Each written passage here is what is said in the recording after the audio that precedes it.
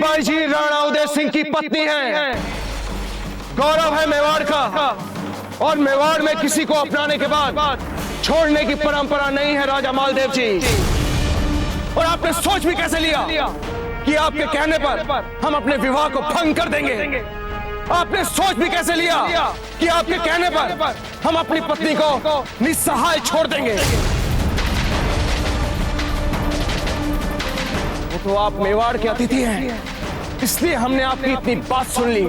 अन्यथा अन्यथा अन्यथा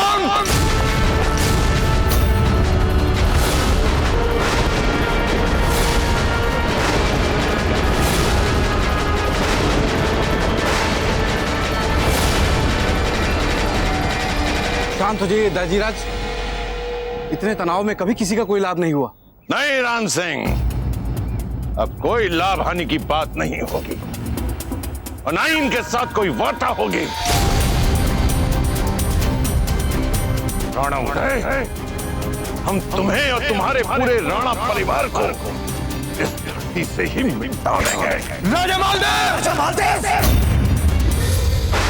यदि आप इस समय मेवाड़ के अतिथि नहीं होते तो यहां से आपका शव ही वापस मारवाड़ जाता।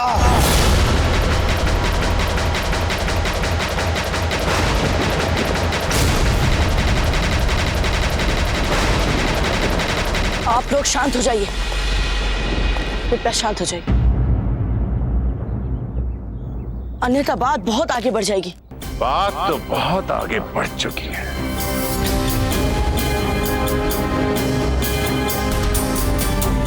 मालदेव जी, आप हमारी बात सुनिए। युद्ध युद्ध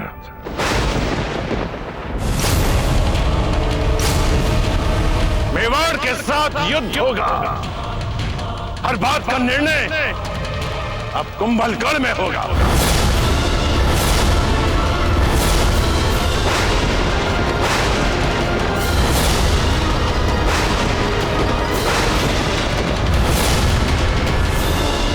शोक मत मनाना, बल्कि आपको तो प्रसन्न होना चाहिए कि ऐसे परिवार के साथ संबंध होने से हम बच गए।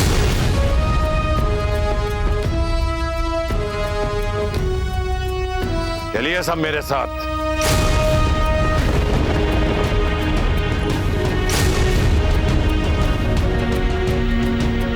चले जाएंगे दाजीराज, पर यूं नहीं। राम सिंह, अपनी सीमाएं मत भूलो। मारवाड़ के राजा हैं हम, और हमने मेवाड़ के विरुद्ध युद्ध की घोषणा कर दी है। तो इनके साथ कोई भी शांति वार्ता अब कैसे हो सकती है?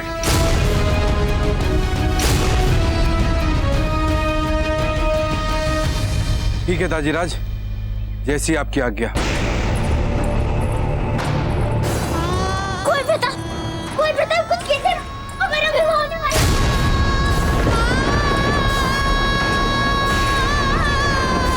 रुक जाइए कुंवर प्रताप, जहां खड़े हैं वहीं पर खड़े रहिए।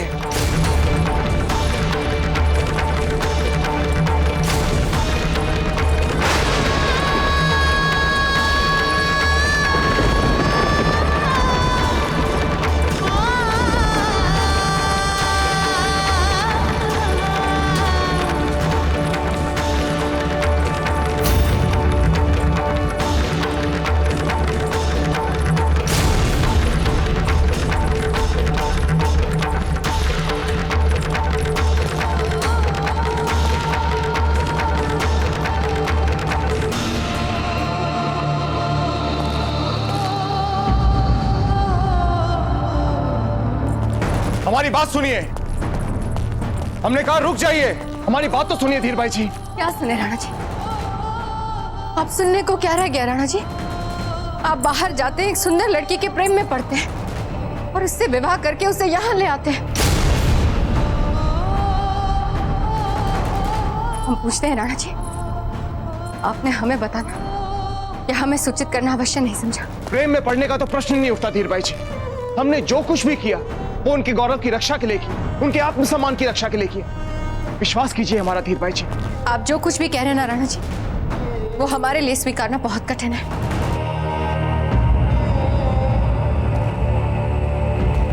क्या कहना चाहते हैं आप? विवाह के अलावा दूसरा कोई मार्ग नहीं था आपके पास? या सारे ब्रह्मांड में उससे विवाह करने के लिए सिर्फ आप थे? और आप राणा जी, जिनके पास पहले से 3 रानियां हैं, जिन्हें अपने पुत्र के विवाह की तैयारियां करनी है, आप तो हम सबको हतप्रभ करके विवाह ही कराए राणा जी।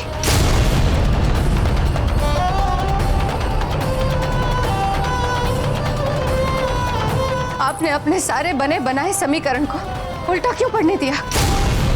सुंदरता के लिए आपका नैसर्गिक आकर्षण स्वाभाविक दिख रहा है राणा जी। अब हमें तो ऐसा लग रहा है कि हमारे साथ विश्वासघात हुआ।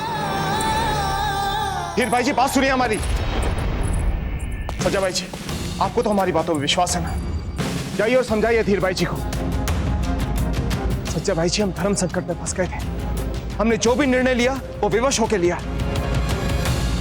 समझाएंगे तो हम तब राणा जी, जब पहले हमें ही आपकी बातें समझ आ जाए, क्योंकि हमें तो ये बात बिल्कुल समझ में नहीं आ रही कि आपने इतनी शीघ्रता में विवाह क्यों किया। सच्चा भाई जी,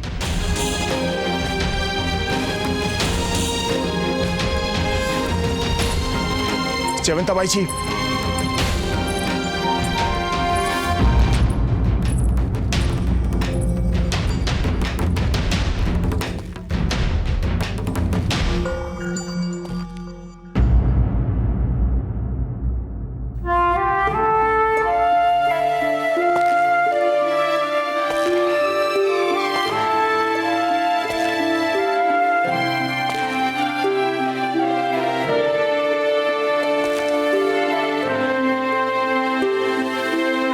हम जानते हैं कौन प्रताप, कि हमारे इस निर्णय ने अगर सबसे ज्यादा दुख किसी को दिया है, तो सबसे ज्यादा हानि किसी को पहुंचाई है, तो वो आप हैं। हमने कहा था आपसे कि अजब को भूल जाइए। जब अजब को अपमानित कर इस महल से बाहर निकाला जा रहा था, तब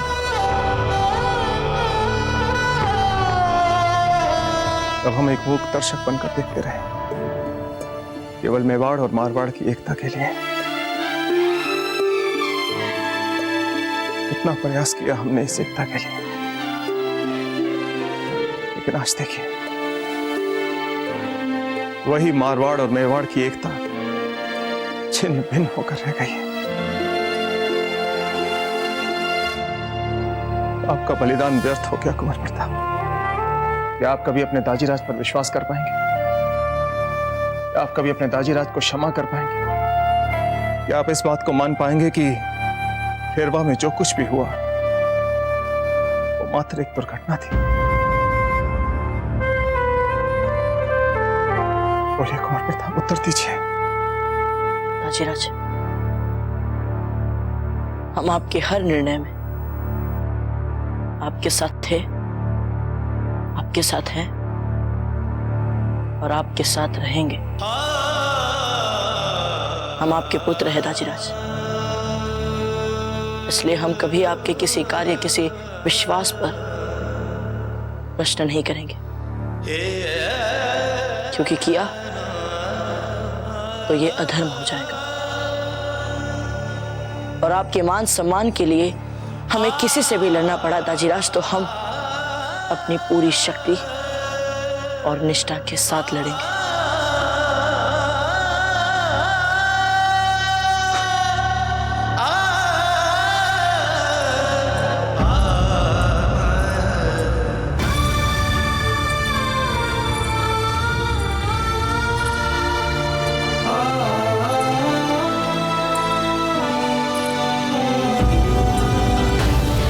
ये क्या है रानी माँ? आपकी नई माँ का स्वागत हम नहीं करेंगे तो और कौन करेगा?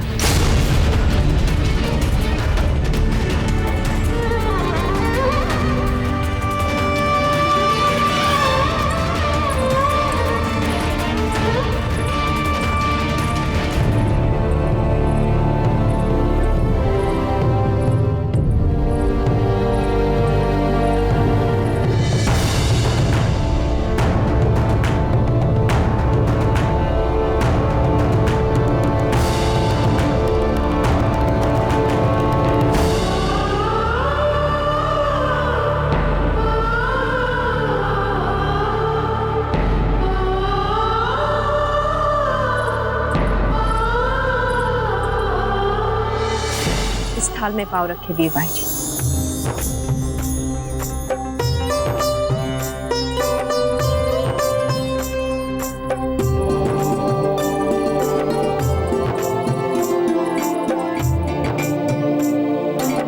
ये हमारे कुलदेवी का मंदिर है वीर भाई जी।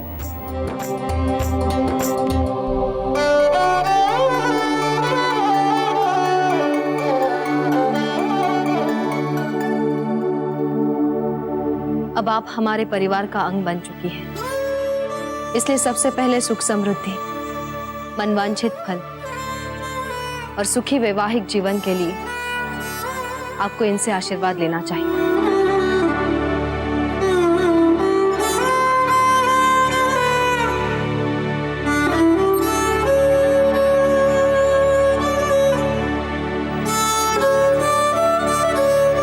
ये प्रसाद कुलदेवी को चढ़ा दीजिए।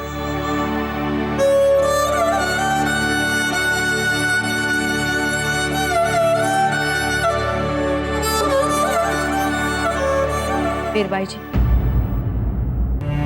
धीरे धीरे और एक एक करके हम आपको मेवाड़ के राजमहल के सभी नियम, उपनियम एवं संस्कार और इस कुल के मूल्यों से आपका परिचय करवा देंगे। किंतु अभी आप थोड़ा विश्राम कीजिए। सुनो, वीर भाई जी को सम्मान सहित उनके कक्ष में ले जाओ। हमारे लिए तो आप ही देवी है महारानी जी।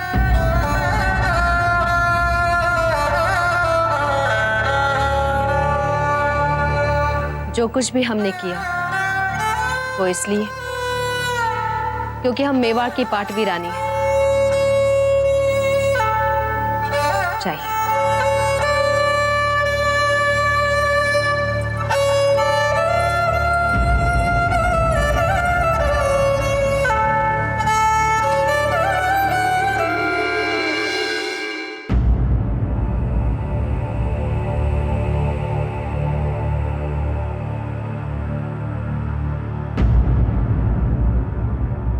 जब किसी ने हमारी बात पर विश्वास नहीं किया, तब आपने हम पर विश्वास किया। धन्यवाद जयवंता भाई जी, बहुत बहुत धन्यवाद। तो क्या हम ये मान लें कि आपने हमें क्षमा कर दिया? हम कौन होते हैं किसी को क्षमा करने वाले? ना ही हम इस योग्य हैं और ना ही अधिकारी। ये कार्य और अधिकार सब कुछ इनका है।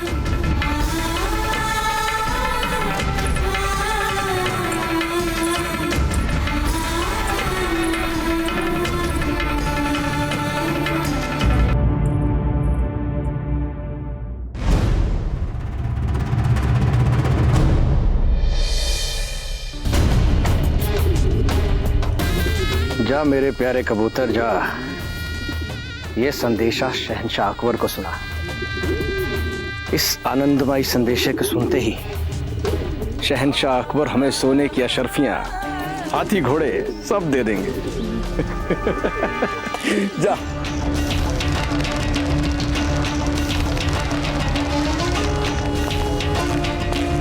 हाँ मगनी हुकुम सिंह जी, रावत जी ने आपको तुरंत आपातकालीन बैठक में याद किया है।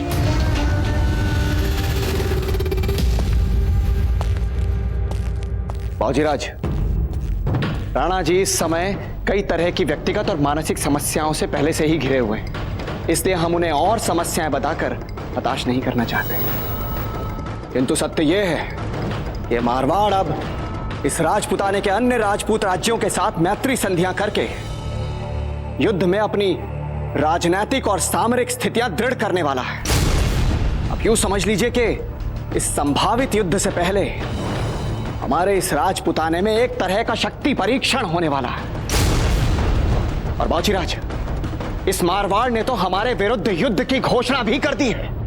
सबसे पहले तो रावत जी हमें भी अपने आप को युद्ध के लिए पूरी तरह से तैयार कर लेना चाहिए। इसके लिए आप हमारे सभी मित्र राज्य को यह संदेश भिजवा दें कि वे इस युद्ध में हमारा साथ दें। रावत जी, हमें यह भी प्रयास करना चाहिए कि मेवाड़ और मारवाड़ के बीच का युद्ध यदि टाला जा सकता है, टाला जाए।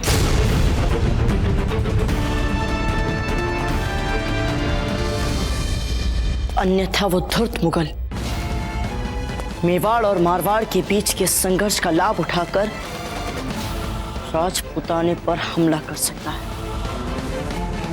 और रावत जी, यदि ऐसा हुआ तो यह समस्त राजपुताने के लिए प्राणघाती आघात होगा। आपका कहना उचित है भाऊजीराज। हम तत्काल अपने सभी मित्र राज्यों को विशेष मैत्री संदेश भिजवा देंगे। और वो जो अलवर के दूध का शव मिला था, उसकी जांच में क्या प्रगति हो रही है?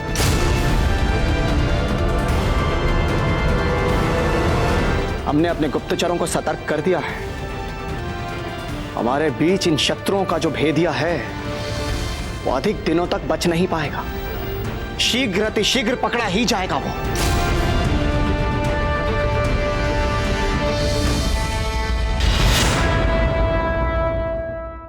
राजपुताने पर युद्ध के बादल गहरा रहे थे। मेवाड़ और मारवाड़ दोनों के बीच युद्ध की संभावनाएं बढ़ती जा रही थीं। दोनों राज्य अपने अपने पड़ोसी राज्यों से इस संभावित युद्ध में अपने लिए सहायता जुटाने के प्रयास कर रहे थे। आदरणीय बीकानेर के राजा कल्याणमल जी, जैसे कि आपको अपने निजी सूत्रों से विदित हो ही चुका होगा कि आज दुर्भाग्य से मेवाड़ और मारवाड़ युद्ध के कगार पे खड़े हैं। अब निर्णय आपको करना होगा कि इस युद्ध में आप किसके साथ। हमारे लिए ये युद्ध अपनी आत्मसम्मान की रक्षा करने के लिए युद्ध है, क्योंकि राणा उदय सिंह ने अपनी सभी मर्यादाओं का उल्लंघन करते हुए उस स्त्री से विवाह कर लिया है जिसके साथ विवाह करने में हम रुचि रखते थे। इसीलिए हम राजा मालदेव अपने सहयोग के लिए आपसे सप्रेम आग्रह करते हैं। डूंगरपुर ने आज तक हर परिस्थिति में मेवाड़ के साथ अपनी मैत्री निभाई है। उसी मैत्री के आधार पर हम इस संकट की घड़ी में भी आपसे पूर्ण सहयोग की अपेक्षा करते हैं। इसलिए हम राजा मालदेव सिंह आपसे विनम्र निवेदन करते हैं, इस युद्ध में आप हमारा साथ दें। जहां एक और प्रताप को ऐसा आभास होने लगा था कि राजपूत रियासतें मेवाड़ के साथ न आकर उससे अलग हो रही थी, वहीं दूसरी ओर मारवाड़ के राजा मालदेव का आत्मविश्वास एक के बाद एक आ रहे सहयोग पत्रों से बढ़ता जा रहा था। ये अंतिम संदेश हाकिमपुर के राजा रुद्र सिंह जी को भिजवाया जाए कि भले ही बाकी सभी राज्य मारवाड़ की ओर चले जाएं, किंतु हाकिमपुर का साथ हमारे लिए सामरिक दृष्टि से बहुत ही महत्वपूर्ण और निर्णायक हो सकता है। निसंदेह बाबूजीराज, और अभी करेरा और हिसार से भी हमारे भेजे संदेश के उत्तर आने बाकी हैं, और इन दोनों ही रियासतों से सकारात्मक संदेश आता है तो हमारे लिए बहुत बड़ा अंतर हो सकता है।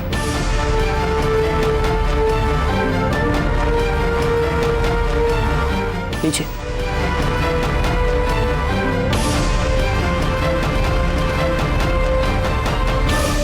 हकीमपुर, करेरा, हिसार, निर्णायक सहयोग।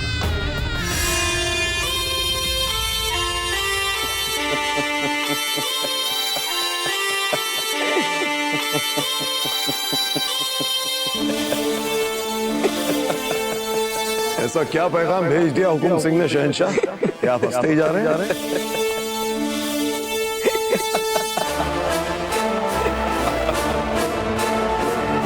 खान बाबा, मेवाड़ और मारवाड़ में जंग होने जा रही है।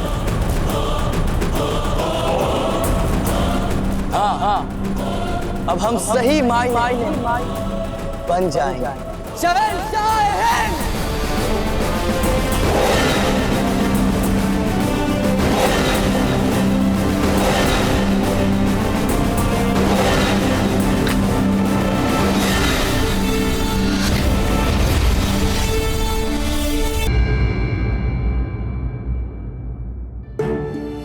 राणा उदय, हम तुम्हें और तुम्हारे पूरे राणा परिवार को इस धरती से ही मिटा देंगे। मेवाड़ के साथ युद्ध होगा। हर बात का निर्णय अब कुंभलगढ़ में होगा। ऐसे परिवार के साथ संबंध होने से हम बच गए। जिनके पास पहले से 3 रानियां हैं, जिन्हें अपने पुत्र के विवाह की तैयारियां करनी है, आप तो हम सबको हतप्रभ करके विवाह ही कराए राणा जी। अब हमें तो ऐसा लग रहा है कि हमारे साथ विश्वासघात हुआ।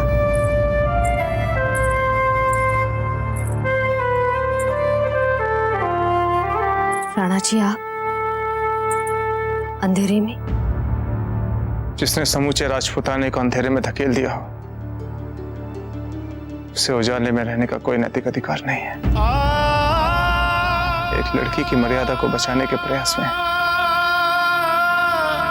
हमने समूचे राजपूतानी की मर्यादा को दांव पर लगा दिया।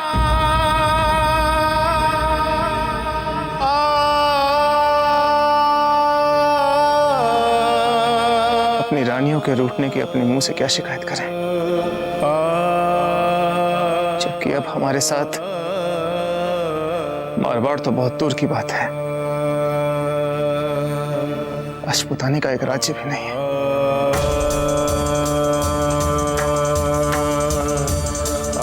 आपके साथ जो भी हुआ वो मात्र एक दुर्घटना थी। उसके लिए अपने आप को अपराधी समझने की कोई आवश्यकता नहीं है राजीराज। और फिर उन 3 मित्र रियासतों से हमें उत्तर कहां आया हमारे संदेश का?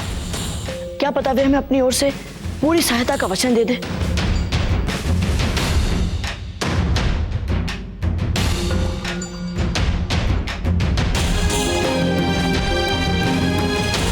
देख रहे हैं जयवंताबाई जी,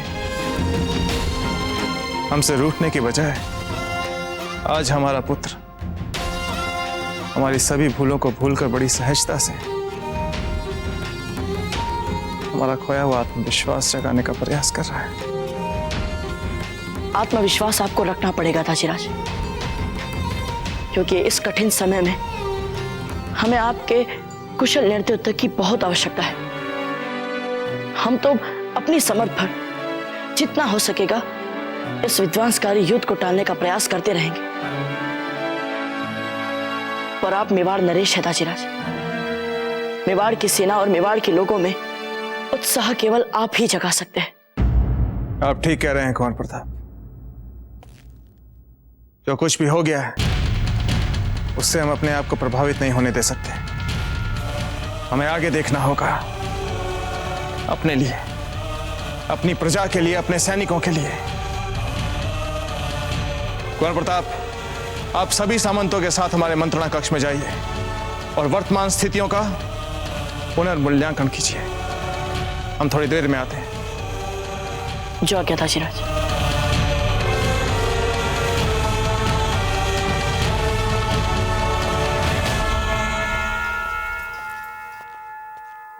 जब सभी अपनों ने हमारा साथ छोड़ दिया, आंखें फेर ली, ऐसी कठोर स्थिति में इतनी दृढ़ता से हमारे साथ खड़े रहने के लिए हम आपको सच्चे मन से धन्यवाद देते हैं। जो कुछ भी हुआ है उसमें केवल आपको दोष नहीं दिया जा सकता राणा जी। हम सब दोषी हैं कहीं ना कहीं। बच्चों की भावनाओं का अपमान हुआ है इस महल में, हमें लगता है राणा जी। और जब देखिए हाय लगी है सारे राजपूताने को। वैसे ही काफी कठिनाइयां पैदा कर चुकी हैं। हमें लगता है कि आपको भूमिगत हो जाना चाहिए।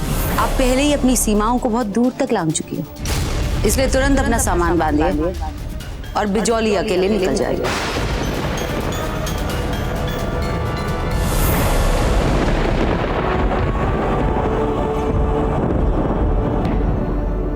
हमें जाने दीजिए, फूल को हमारी आवश्यकता। हम आपको वचन दे रहे हैं, हम वहाँ अधिक समय तक नहीं ठहरेंगे। उन्होंने ऐसा दुख कभी नहीं देखा है। आप पागल हो गई हैं क्या? आप अभी भी फूल के बारे में सोच रही? बार बार फूल से और उसके परिवार वालों से अपमानित होने के बाद भी फूल के मन में क्या चल रहा है, उन पर क्या बीत रही है, ये उनके परिवार वाले सोचेंगे। और वैसे यदि आप भूल रही हैं तो हम आपको याद दिला देते कि फूल अब आपको अपनी सखी नहीं मानती, कुछ भी नहीं मानती है। मैं आपको अपना कुछ भी नहीं। इसीलिए अब उनकी चिंता मत कीजिए आप। क्या कभी फूल ने एक बार जानने का प्रयास किया कि आप कैसी हैं? क्या एक बार भी उन्होंने जानना चाहा कि जब आपने अपनी भावनाओं का बलिदान दिया था उनके और कुंवर प्रताप के लिए, उस समय आपके मन पर क्या बीत रही थी? क्या उन्होंने एक बार भी जानने का प्रयास किया? एक बार भी? किंतु माँ, फूल तो हमने कह दिया कि आप मारवाड़ नहीं जा रही, मतलब नहीं जा रही।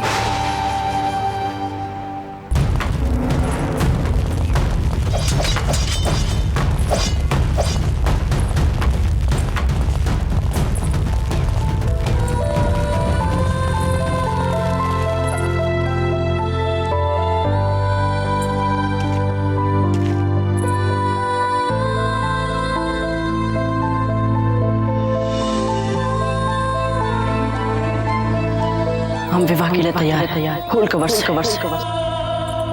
आप तो पहले ही हमारा वर्तमान बन चुकी है फूल।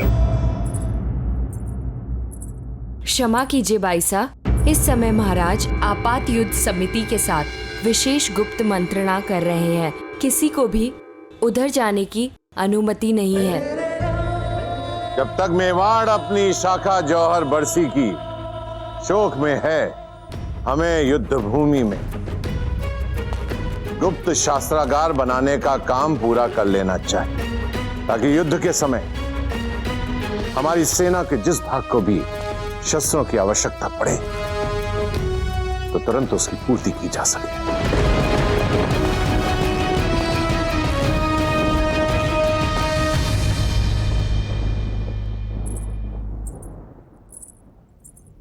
हमारे कारण जो आपको दुख हुआ उसके लिए हम क्षमा चाहते हैं।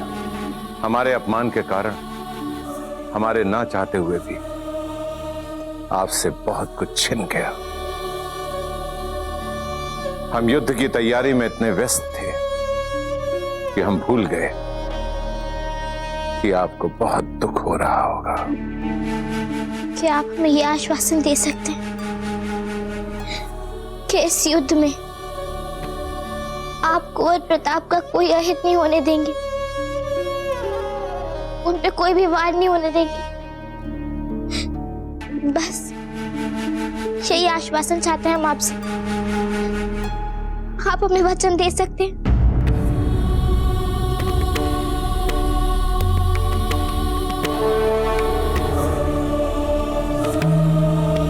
जब हम आपके बिना चैन से नहीं जी पाएंगे तो हमारा ये बलिदान हमारी मातृभूमि के लिए क्या लाभ हो सकता है? सबसे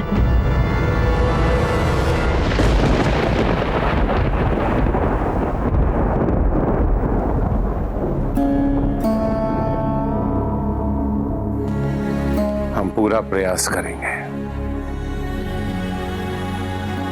किंतु हम वचन नहीं दे सकते।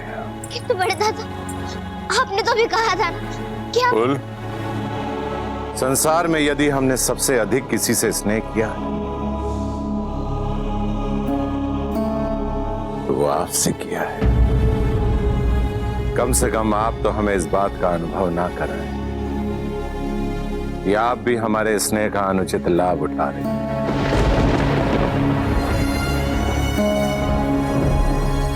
जब से हमें कुंवर प्रताप का मेवाड़ के लिए सहयोग का प्रार्थना पत्र मिला, हम तभी से समझ गए थे कि आने वाले इस संकट का हल हम सबको और अजमेर के सामंत रतन सिंह को मिलकर निकालना होगा।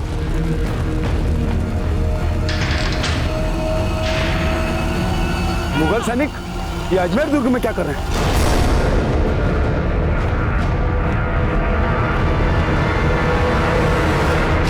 हकीमपुर, करेरा और हिसार के राजा, आप सभी का हमारे अजमेर के दरबार में खैर मकदम। शहंशाह अकबर, आपने हमारे साथ छल किया है।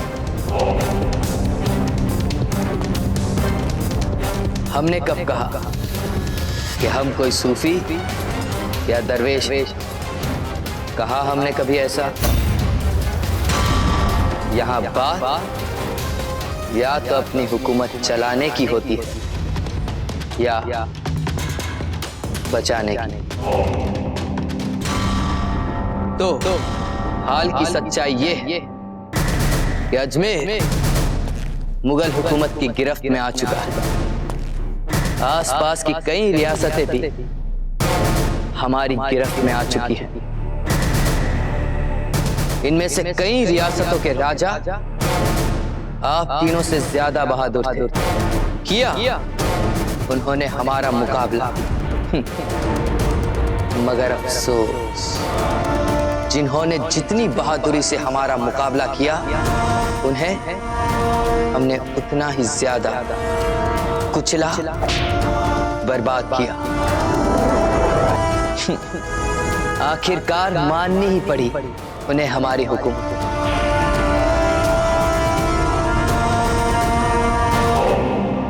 अब आप तीनों इस बर्बादी से बचा सकते हैं खुद को। वो कहते हैं ना, जो दूसरों की गलतियों से सबक ले लेता है उसे दानिशमंद कहते हैं। उसे जिंदगी में कम तकलीफें झेलनी पड़ती, और जो एक बार हमारे सामने हंसते हंसते अपना सर झुका दे वो हमसे कुछ भी हासिल कर सकता है। आप हमसे चाहते क्या? सीधे मुद्दे पे चलिए, हम भी सीधे मुद्दे पे। मेवाड़ और मारवाड़ ने आप तीनों से मदद के लिए पैगाम भेजे हैं ना? आप तीनों भी मेवाड़ को एक पैगाम भेजे कि आप मेवाड़ के साथ हैं, और आप तीनों मेवाड़ को मदद के लिए अपनी अपनी फौजें भेज रहे हैं। लेकिन सचमुच में फौजें नहीं भेजेंगे आप, बस ऐसा एक पैगाम भेजेंगे मेवाड़ को। बाकी फौजें आपकी नहीं, हमारी जाएगी वहां।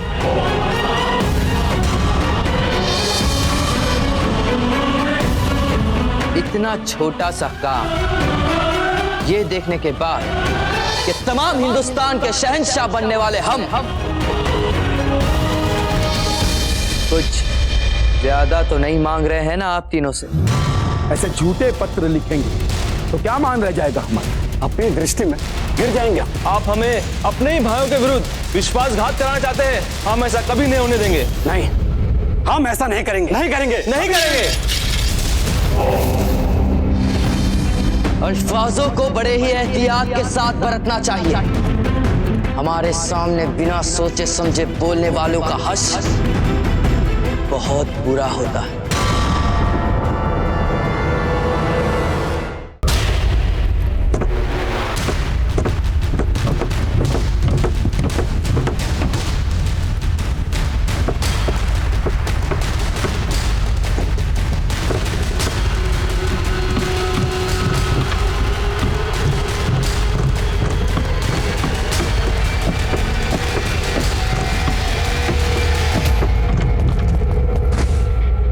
अच्छा ठीक है, आपके कहे अनुसार हम पत्र मेवाड़ को भेज देते हैं। चलिए, हम अपनी सेनाएं भी नहीं भेजी। क्या उदय सिंह और कुंवर प्रताप इतने मूर्ख हैं जो आपकी सेना को हमारी सेना समझ लेंगे? जब उदय सिंह और उनका फर्जंद शहजादा प्रताप जौहर की बरसी में मसरूफ हो गए, उस वक्त हम भेजेंगे आप तीनों के तरफ से अपनी फौज। और जैसे ही अपनी दोस्तों की मदद के शक्ल में आई फौजों को चित्तौड़ के आसपास ठहरने का मौका मिल जाएगा, हम घेर लेंगे चित्तौड़ को। और एक बार चित्तौड़ को हमने चारों तरफ से घेर लिया तो हो जाएगा हमारा कब्जा चित्तौड़ पर। आप तो बस पैगाम भेज दीजिए फौरन, जैसे हमने कहा वैसे मेवाड़ को। मेवाड़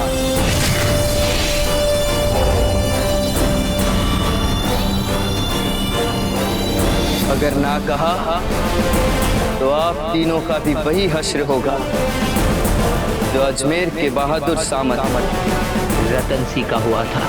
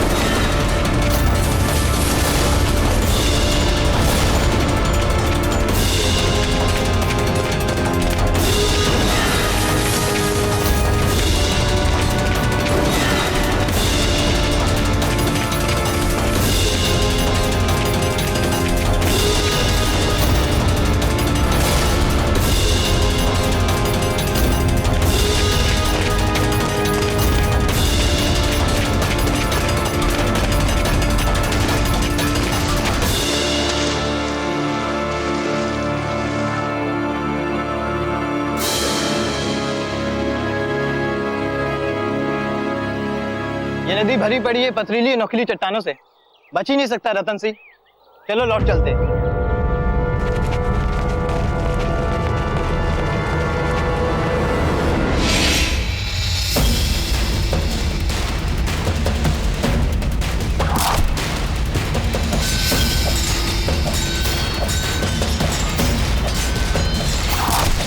हाकिमपुर के राजकुमार की सीखने की ललक देखकर अच्छा लगा।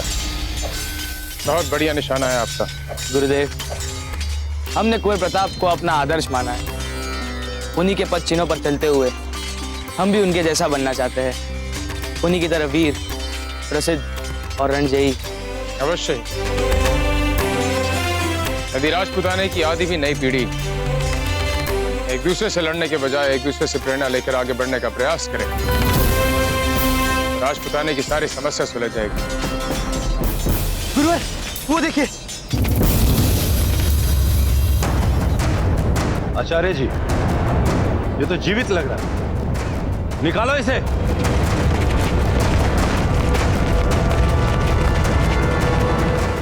हवन का सारा सामान मंदिर में रखो, जाओ। मेवाड़ के सभी प्रमुख नागरिकों, अधिकारियों और राज कर्मचारियों को जौहर बस्ती का समाचार पहुंचा दीजिए।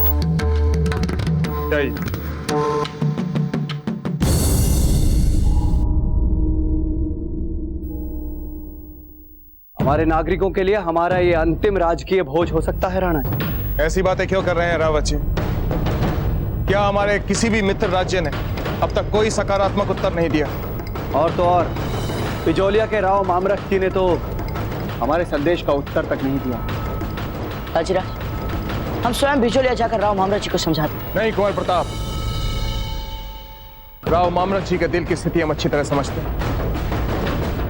ऐसे में आपका वहां जाना ठीक नहीं होगा। हुकुम।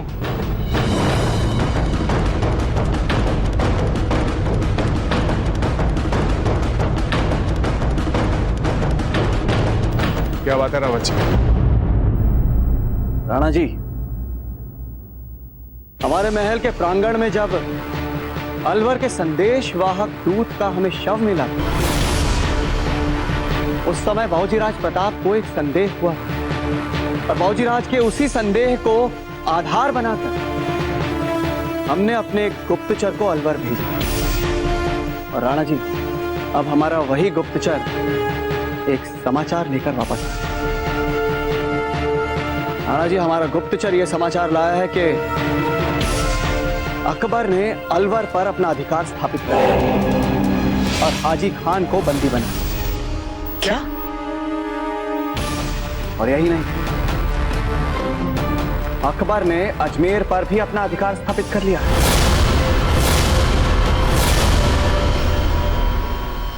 इसका अर्थ यह हुआ रावत जी कि मुगल संकट अब राजपुताने के मुख्य द्वार पर खटखटा रहा है और हम यहाँ आपस में ही युद्ध की योजना बना रहे हैं। यही तो चाहता है वो धूर्त मुगल दाजीराज कि हम आपस में ही लड़ते रहें और वो सरलता से हमारे संपूर्ण राजपुताने को हड़प ले। द्वारपाल से कहिए कि हमारा अश्व तैयार करें। कहाँ जा रहे हैं आप कुंवर प्रताप?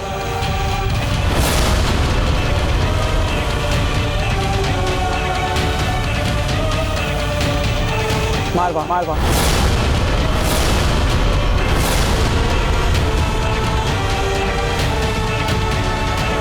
द्वारपाल से कहिए कि हमारा अश्व तैयार करें। कहाँ जा रहे हैं आप कुंवर प्रताप?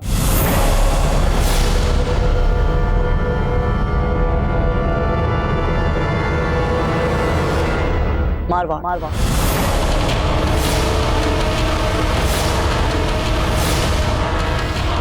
किंतु मारवाड़ में तो दाजीराज, राजा मालदेव जी चाहे जो सोचे, किंतु हमें उन्हें मनाना होगा, उन्हें समझाना होगा कि वे इस समय हमसे लड़ने के बजाय हमारे साथ मिलकर उस धूर्त मुगल से लड़े। सुन रही हैं जयवंता बाई जी?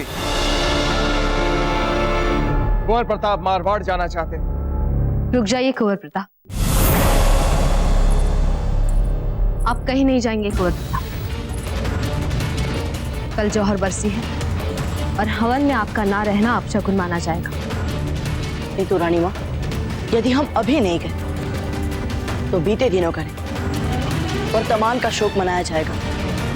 हुकुम, शुभ समाचार है। हाकिमपुर, दरेरा और हिसार तीनों राज्य मेवाड़ की सहायता के लिए सहमत हो चुके हैं और वो अपनी सेनाएं चित्तौड़ के लिए रवाना कर चुके हैं। वो किसी भी समय यहाँ पहुंचती ही होंगी।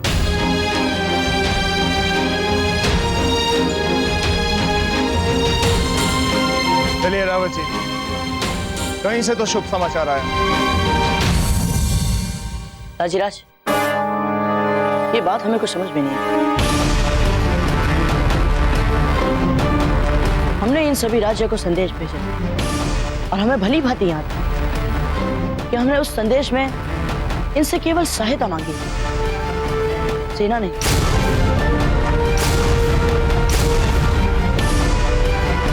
तो फिर इन तीन राज्यों ने सेना क्यों भेज दी? कुंवर प्रताप, स्पष्ट रूप से युद्ध का वातावरण बन रहा है। ऐसे में सहायता का अर्थ होता है सैन्य सहायता। हम तो आपसे यही कहेंगे कुंवर प्रताप कि जैसा आपकी रानी मां कहती है वही कीजिए। बरसी पर ध्यान दीजिए। एक बार बरसी बीत जाए, उसके बाद हम इन सभी स्थितियों पर विश्लेषण करेंगे।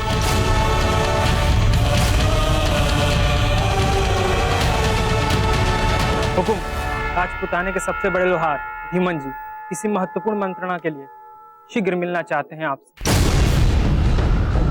बुद्धि नहीं है उस लोहार में? नहीं मालूम कि राजकुमार से वो सीधे नहीं मिल सकता। जाओ। हुकुम सिंह जी।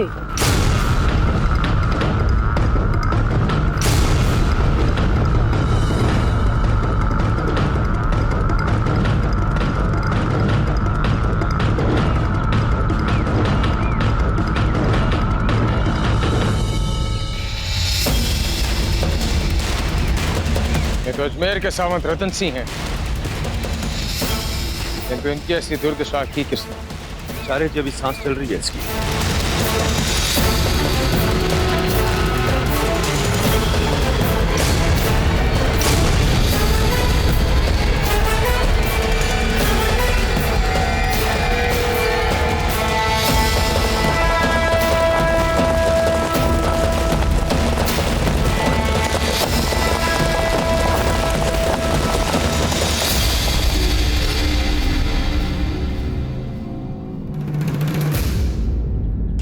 गुरुवर, राजपुताने की तीन तीन राज्यों की सेनाएं अपनी अपनी दिशाओं से चित्तौड़गढ़ की ओर बढ़ रही हैं। हम जानते थे हमारे राजीराज हकीमपुर नरेश मेवाड़ की सहायता के लिए सदा सबसे आगे रहते हैं। नहीं, ये सेना जो चित्तौड़ की ओर आ रही है, ये अकबर की सेना है, मुगल सेना। अकबर की सेना? ये क्या कह रहे हैं आप रतन सिंह जी? और अकबर ने अजमेर पर भी अधिकार कर लिया है।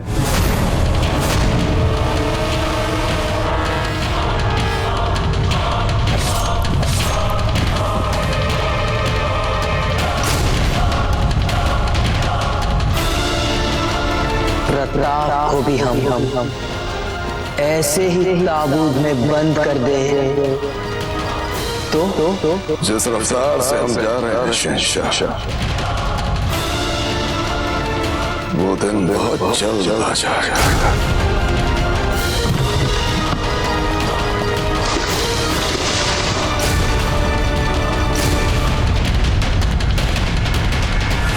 नहीं गुरुवर, ऐसा हो ही नहीं सकता। ये हमारे राजीराज की सेना होनी चाहिए। और इस समय राजपुताने के लगभग सभी रियासतों के राजा अकबर के संकेतों पर नाच रहे हैं। और आपको भले ही बुरा लगे, लेकिन आपके पिता हाकिमपुर नरेश भी उन्हीं में से एक है। ये नहीं हो सकता। ये दुर्भाग्यपूर्ण जरूर है, मगर सच यही है। नहीं है, यही सच है। नहीं है, हमारे दाजीराज ऐसा कर ही नहीं सकते। शांत हो जाएं आप दोनों, हम स्वयं जाके देखते हैं कि सत्य क्या है। हम भी आपके साथ चलते हैं गुरुवर। भावी राज, आपको तो पता ही होगा, पीढ़ियों से हम समस्त राजपूताने और उसके पड़ोसी राज्यों के सैनिकों के लिए कवच बनाते हैं। हाँ हातिमन जी, हम ये बात भी जानते हैं और आपका बहुत सम्मान भी करते हैं। भैया, आप क्या कहना चाहते हैं? हमें तुरंत मुंह मांगे पारिश्रमिक पर हाकिमपुर, करेरा और हिसार से 3000 सैनिक कवच बनाने का आदेश मिला। क्या 3000 नए सैनिक कवच?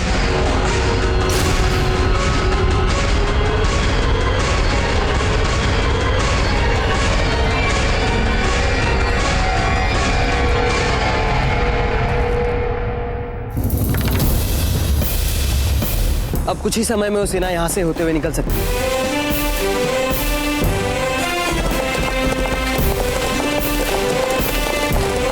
इतनी दूर से तो प्रतीक नहीं हो रहा कि यह सेना किसकी है, किंतु इनके वस्त्र और इनके कवच देख के लगता है कि यह राजपूतों की सेना है।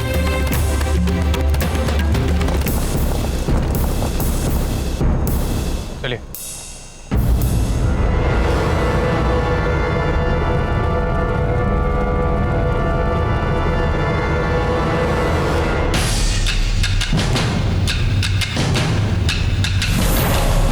ये क्या? होरनाथ, ये सेना तो मुगलों की। यहाँ इतनी दूर से आप कैसे बता सकते हैं कि ये मुगलों की ही सेना है? तो सेना की अश्वरोही टुकड़ी को देख रहे हो?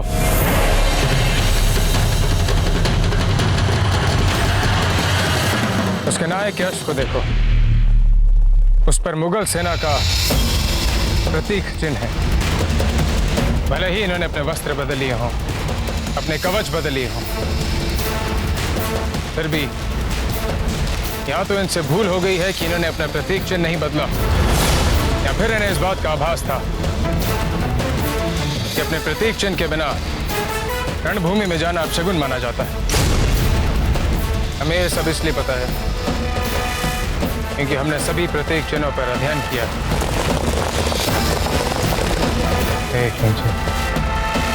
मुगल सेना हमारे द्वार पर खड़ी है और किसी को इस बात की भनक नहीं।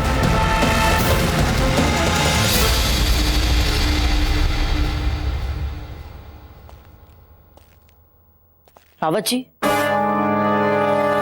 हम नहीं कहते कि ये पत्र जाली, और कहीं ना कहीं कुछ तो गलत अवश्य है। अब देखिए ना रावत जी, करेरा के राजा परमन सिंह जी अपने इस पत्र में लिख रहे हैं कि उनकी सेना का एक भाग अजमेर में। पर रावत जी, हमारे गुप्तचरों की सूचना के अनुसार अजमेर पर अब मुगलों का अधिकार हो चुका है। करेरा की सेना कर क्या रही है अजमेर में? औजीराज, हमें मात्र एक ही सूचना मिली थी अजमेर पर अकबर के अधिकार की। ये भी बहुत संभव है कि हमारा वहां वाला गुप्तचर वहां की परिस्थितियों का ठीक ठीक आंकलन ही ना कर पाया, क्योंकि हमारे गुप्तचर की सूचना ये भी कहती है कि इस समय अजमेर के दुर्ग पर राजपूतों का ध्वज है, इन मुगलों का नहीं।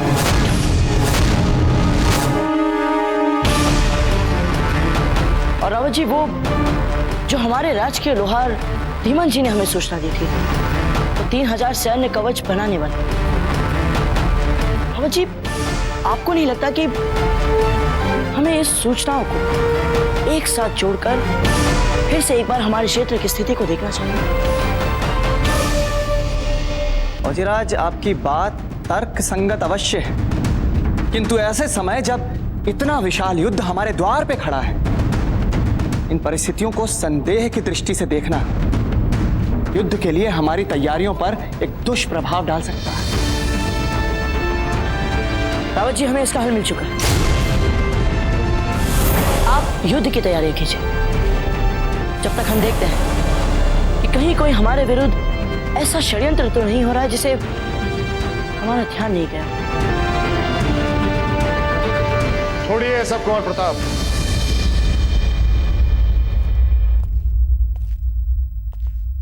आप साकाज और बरसी के हवन की तैयारियों पर ध्यान दीजिए।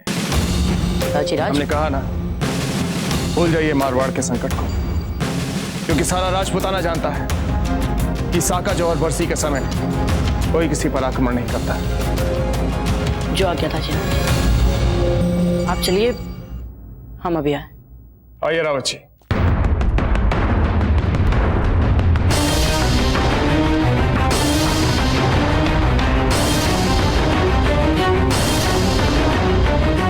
सुनिए आप सब,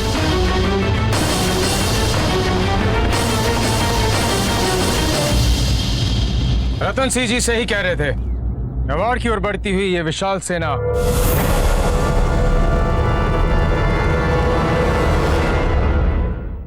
मुगल सेना।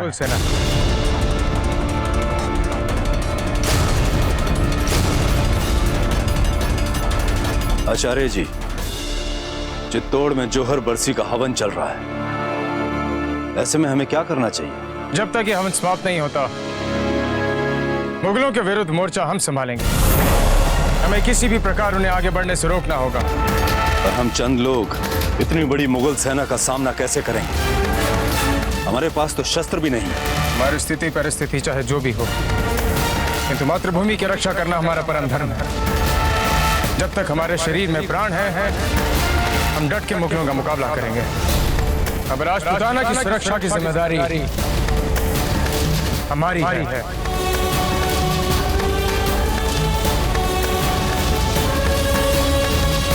हम तैयार हैं।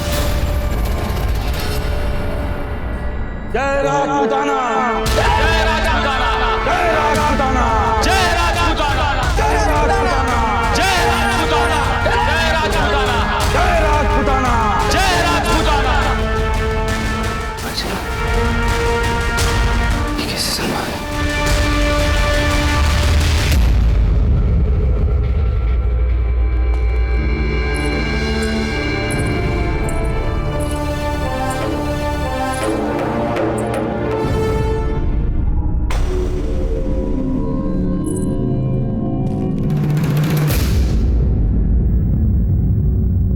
ये शस्त्र और सुरक्षा कवच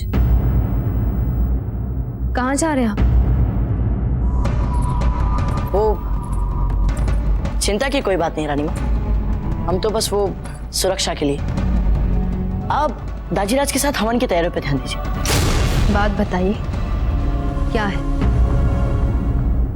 वो रानी माँ, एक विशाल सेना हमारी सहायता के लिए आ रही है, तो उसी के स्वागत के लिए जा रहे हैं। नहीं, ये बात नहीं हो सकती, क्योंकि साका जौहर की बरसी के समय कोई भी सेना आपसे अपने स्वागत की अपेक्षा नहीं कर सकती। अवश्य ही बात कुछ और है।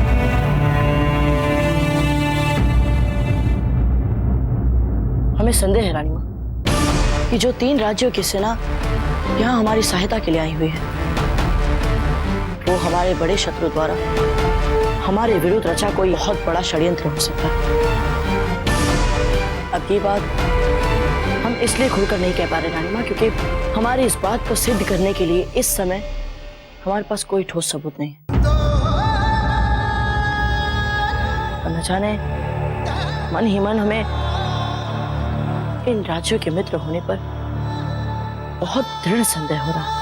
यदि आपका संकेत दृढ़ है तो ये छोटी बात नहीं हो सकती, क्योंकि आप एक कुशल योद्धा हैं और आपके अंतरात्मा के संकेत कभी वृथा नहीं हो सकते। इसलिए हम आपसे यही कहेंगे, आपके अंतरात्मा की सुनिए और किसी की नहीं। महारानी सा, मेवाड़नाथ हवन कक्ष में आपकी प्रतीक्षा कर रहे हैं।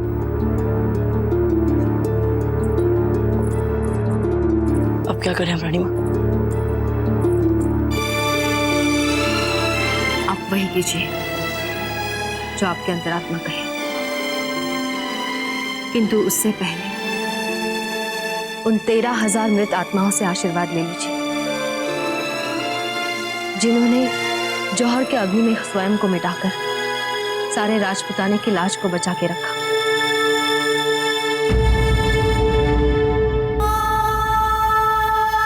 हवन का पहला चरण समाप्त होते ही आप जा सकते हैं।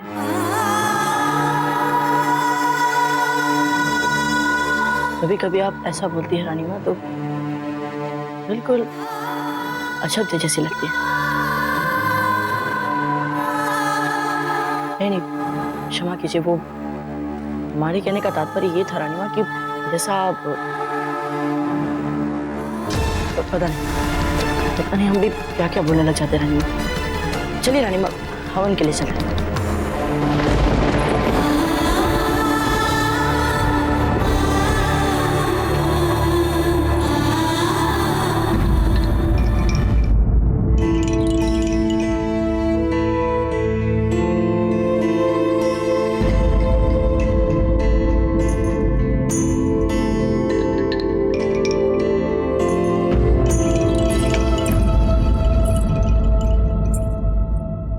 कोई तो लिख रही है ना, पर फिर छुपा क्यों रही है?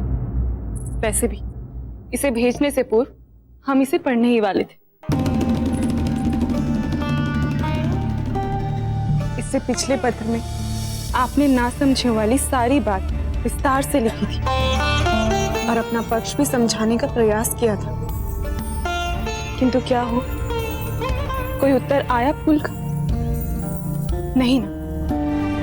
फिर आप फुल उत्तर दे या ना दे, हम अपना प्रयास छोड़ेंगे नहीं। ठीक है, अभी कुछ खा लीजिए। हम देख रहे हैं आजकल आप कुछ भी ठीक से नहीं खाती। चलिए खा लीजिए। नहीं माँ, आज हमारा व्रत है। व्रत? कैसा व्रत? जौहर बरसी? जी माँ, महारानी कर्णावत और उन 13,000 वीरांगनाओं की पुण्यात्माओं की शांति के लिए, जिन्होंने सालों पहले अपने सम्मान के लिए ये बलिदान दिया, जौहर किया।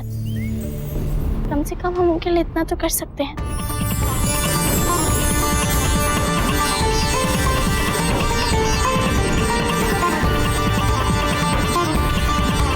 ये मेवाड़ का दुर्भाग्य है जो उसने आपको ठुकराया।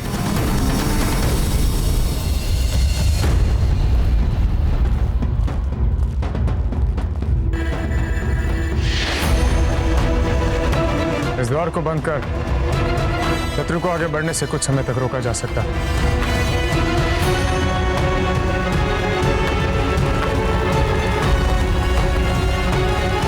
शीघ्रता से इस दीवार को ठीक कर उसे ठोस बनाए। ये तो बड़ी जर्जर अवस्था में गुरुदेव। इसीलिए इसे ठीक करके इसे ठोस बनाना होगा। पत्थर, पेड़ की तने इत्यादि जो मिले उसे इस द्वार को बंद करना होगा। समय नहीं है, शीघ्रता से कार्य शुरू किया जाए।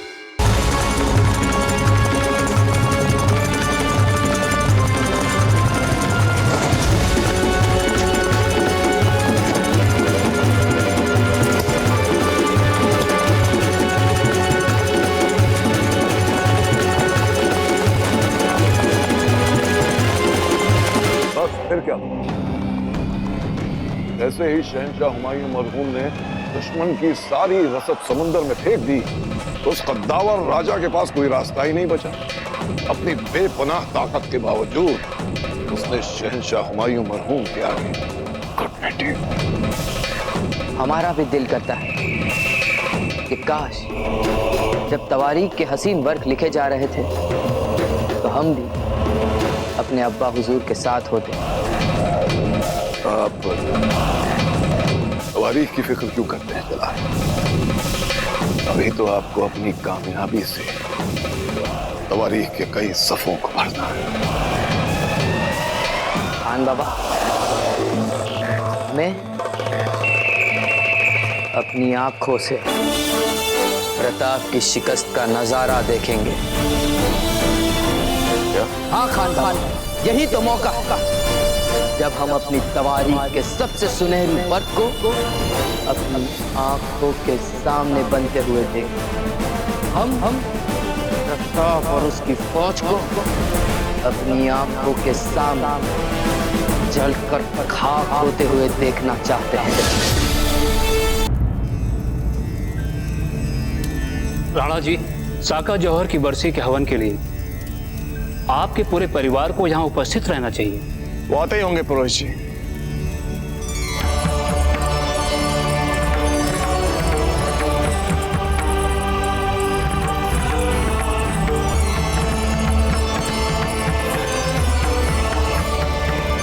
जयवंताबाई जी नहीं आई?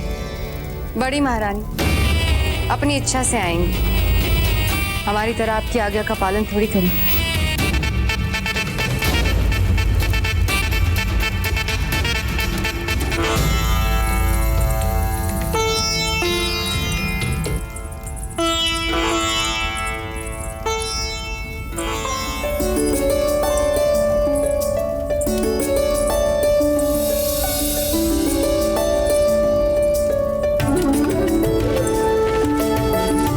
आइए ना।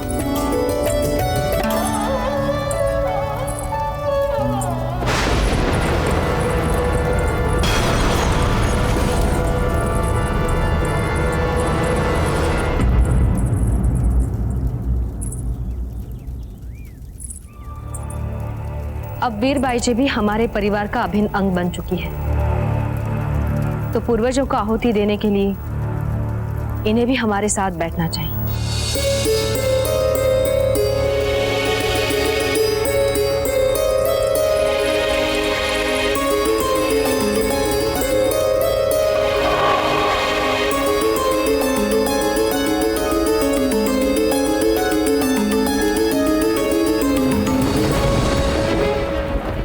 अब हम हवन का पहला चरण आरंभ करेंगे। जी प्रभु जी। आओ जिराज, कुशा दीजिए।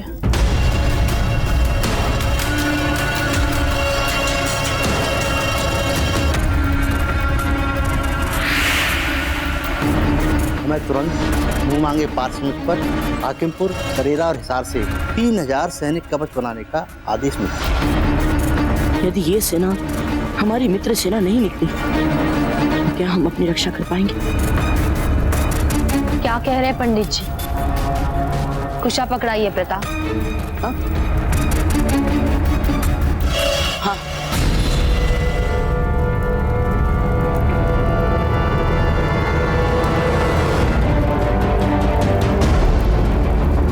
घबराइए मत, अभी आहुतियां हो जाएंगी, फिर जा सकते हैं।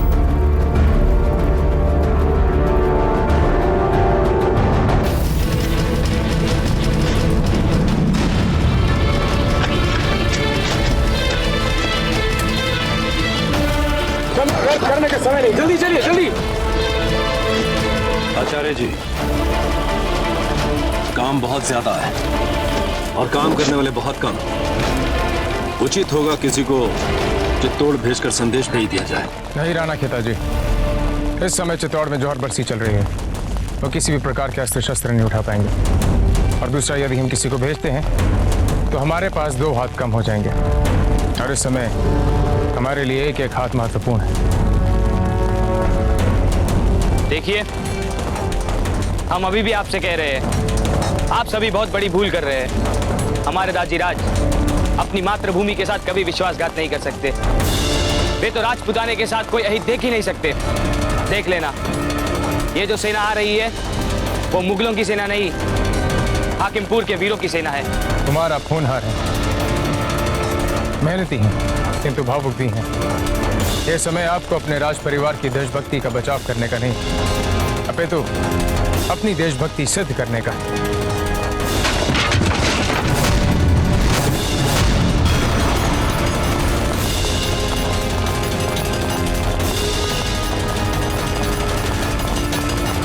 वो देखिए गुरुदेव, द्वार बनने से पहले ही गिर पड़ा। अब राजपूताने को विनाश से कोई नहीं बचा सकता।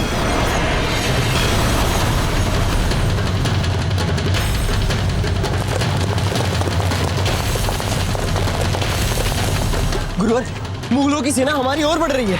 अब हम क्या करेंगे आचार्य?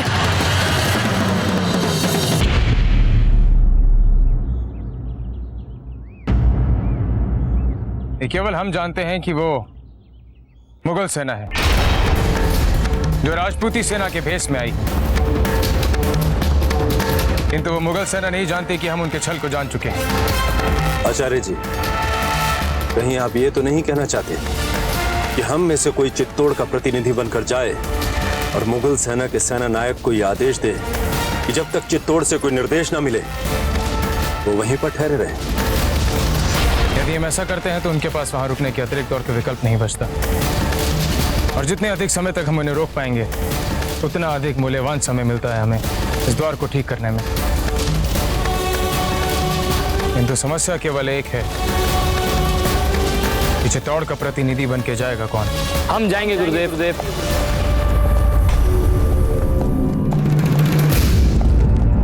कहीं नहीं जाएंगे आप हकीमपुर के राजकुमार हैं।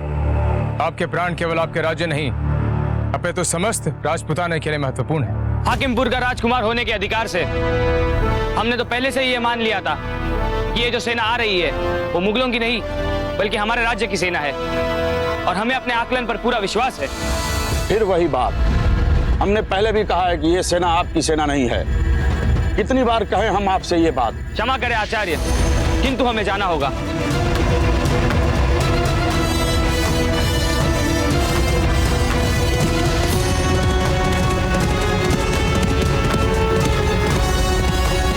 चिंता मत कीजिए आचार्य जी, हम अभी जाकर रोकते हैं कुमार को।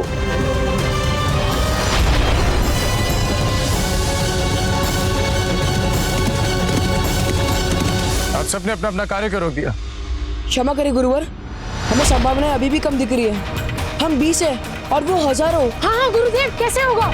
हाँ गुरुवर, हम क्या करेंगे बताइए। हताश होने से अच्छा है प्रयास करना। हम उन्हें रोकने का हर संभव प्रयास करेंगे। अभी कुंवर प्रताप यहाँ पे। आचार्य जी, हमारे बीच में से पारस और रतन सिंह पहले ही जा चुके हैं। हमारे पास बहुत कम लोग बचे हैं।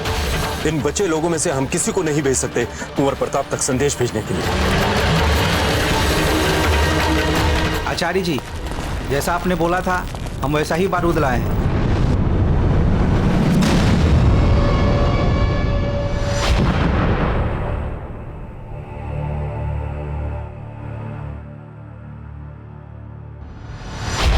कुंवर प्रताप को संदेश पहुंचाने की युक्ति सूझ गई है हमें। जब एक बार आप लोग हमारा अनुसरण कर दिवंगत आत्माओं की शांति के लिए मंत्र पढ़ लेंगे तब हम अंतिम आहुति डालेंगे। इसके साथ ही हवन का पहला चरण संपन्न हो जाएगा। जी पुरोहित जी।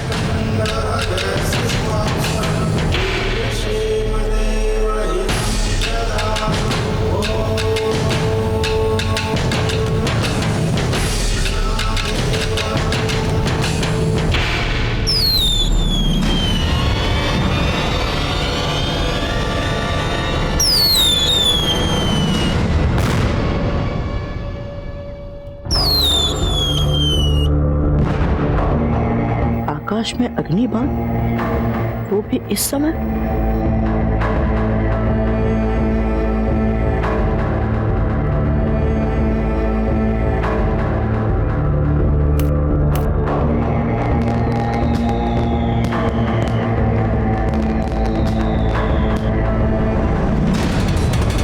ओह, अवश्य ही ये गुरुवर हमें संकेत दे रहे हैं। पर क्यों?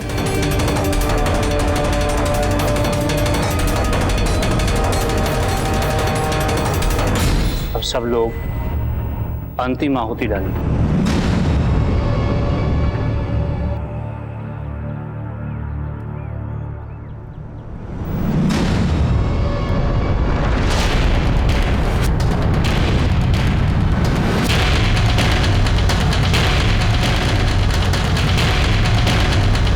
कुंवर प्रताप कहाँ है? कुंवर प्रताप कहाँ है हमने पूछा है।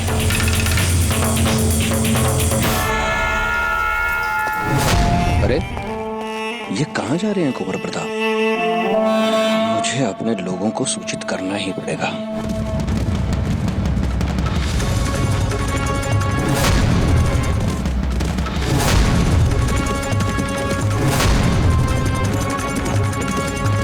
रुक जाइए पारस, रुक जाइए। आगे मुगलों की सेना तक जाने में मूर्खता है। वापस आ जाइए। नहीं राव जी, हम हकीमपुर के राजकुमार हैं और हम अपनी सेना को कोई हानि नहीं होने देंगे।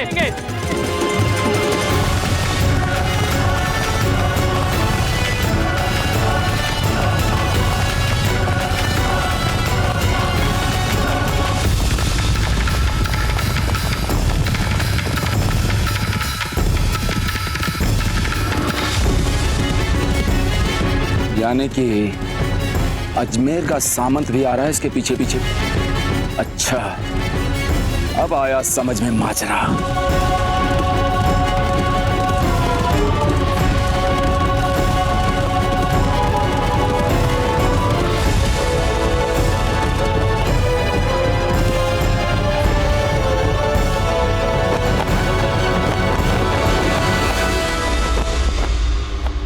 सैनिकों, हम आपके राजकुमार हैं, हकीमपुर के राजकुमार पारस सिंह। भाइयों, यहाँ कुछ लोगों को ऐसा भ्रम है कि आप सब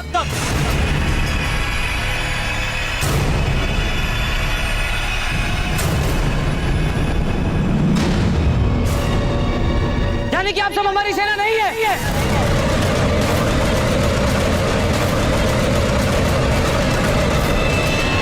कर दो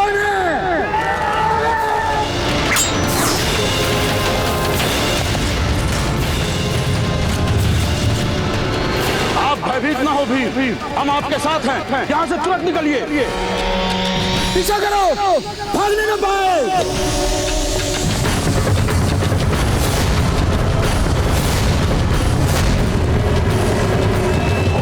जलाल, लगता है हमारा पर्दाफाश हो गया।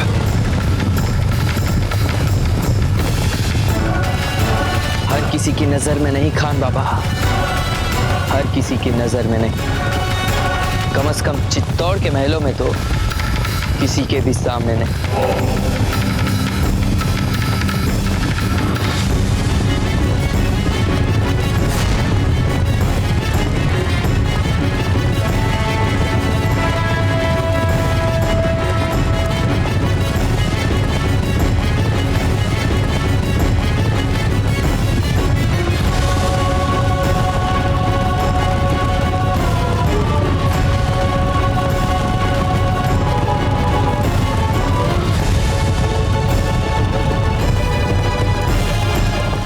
फुर्ती दिखाइए, चलिए जल्दी, शीघ्रता दिखाएं, हमारे पास समय बहुत कम है। जल्दी कीजिए, जल्दी बारूद की पोटलियां बनाना आरंभ कीजिए और जल्द से जल्द इस कार्य को समाप्त करो। शीघ्रता दिखाएं, जल्दी जल्दी।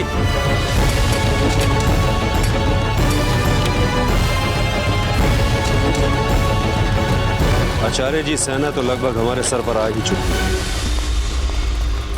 हम बस यही आशा करते हैं कि हमारे दो वीर बिना मुगल सेना की पकड़ में आए हमारे पास सही सलामत पहुंचे और हमारा संदेश को प्रताप तक पहुंचे।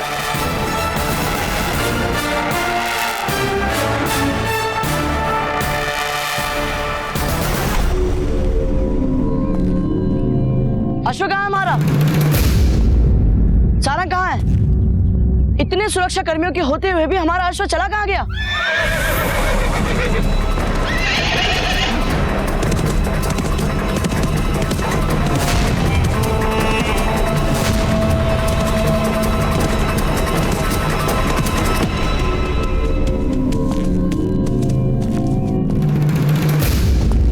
मैं ढूंढ लाया आपके सारंग को कुंवर प्रताप। ये महल के दक्षिणी भाग में घूम रहा था। धन्यवाद हुकुम जी, बहुत बहुत धन्यवाद।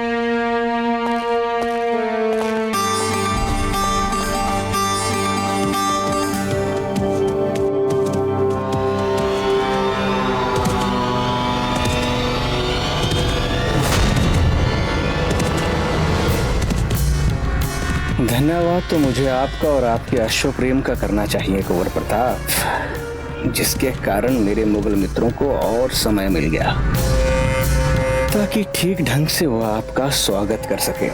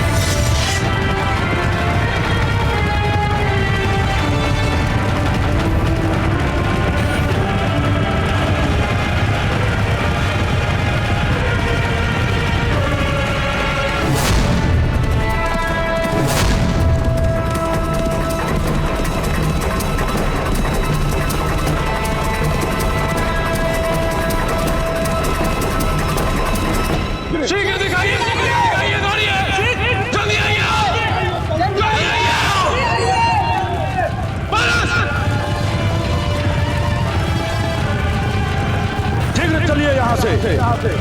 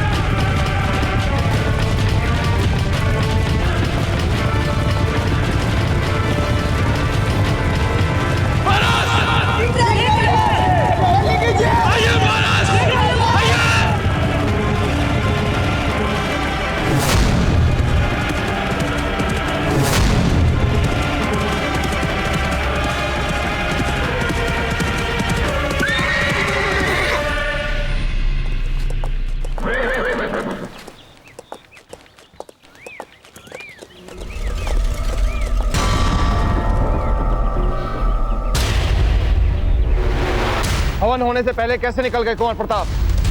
क्या उन्हें इतना भी नहीं पता कि ये दुर्भाग्यकारी हो सकता है?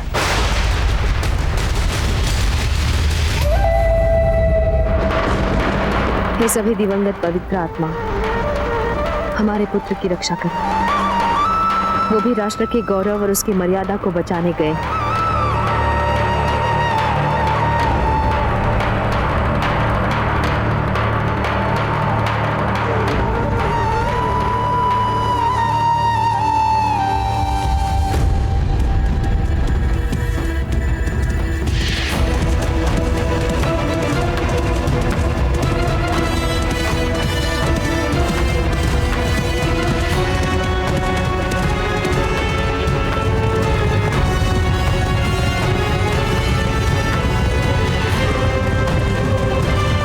आगे सर झुकाने की इजाजत के लिए गिड़गिड़ा कर भीख नहीं मांग लोगे।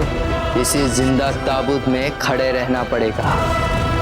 जब इनका सर हमारे आगे हमेशा हमेशा के लिए झुकने के लिए तैयार हो जाए, खोल दीजिएगा इनका। जल्दी आओ। शीघ्र आइए।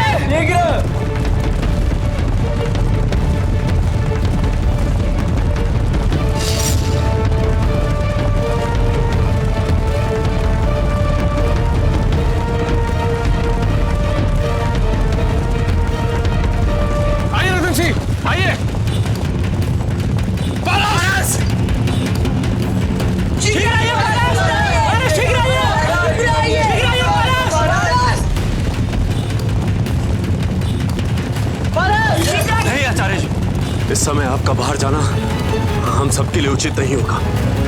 दुखिता जी, हम पारस को ऐसे बाहर यूं असहाय अवस्था में नहीं छोड़ सकते। जल्दी आइए। पारस! पारस!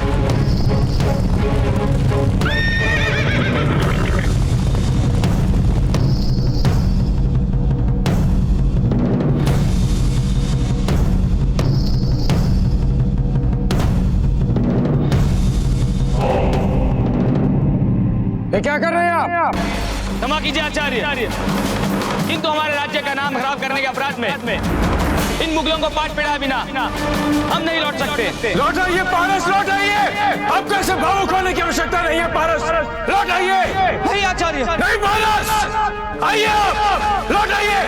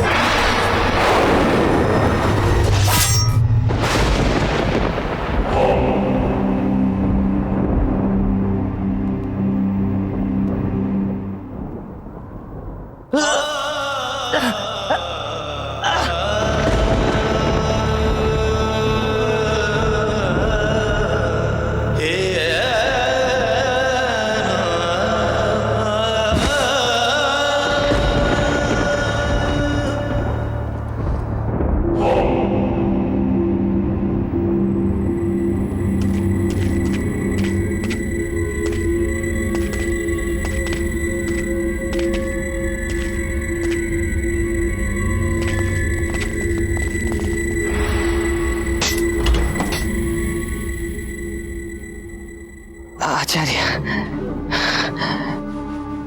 हमने अपना धर्म निभा।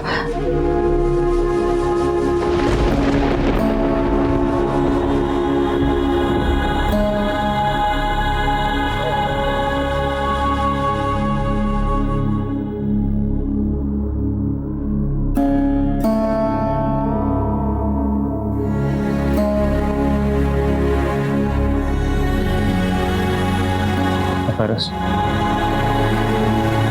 आप एक सच्चे योद्धा की तरह वीर गति को प्राप्त हुए।